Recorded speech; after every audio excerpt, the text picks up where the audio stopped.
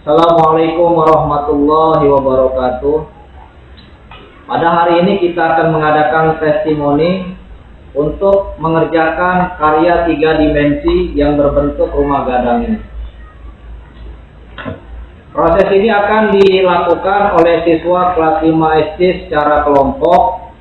Bagaimana cara pembuatannya dan bagaimana cara pengerjaan prosesnya? Mari kita langsung saja melihat mereka untuk mengerjakannya.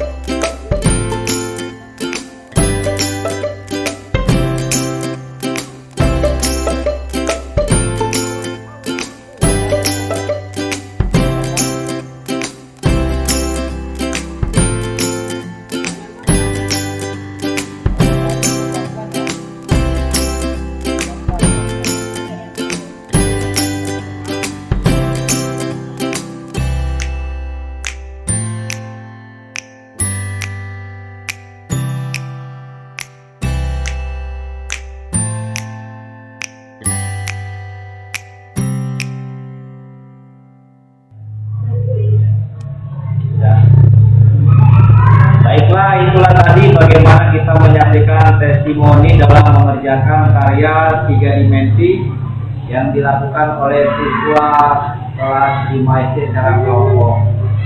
Secara garis besar, cara pengerjaannya mungkin agak merepotkan karena melibatkan banyak bahan-bahan yang berbahaya. Semoga kedepannya kita bisa bekerja sama dengan baik dan bisa melaksanakan proyek ini dengan selesai. Terima kasih. Wassalamualaikum warahmatullahi wabarakatuh.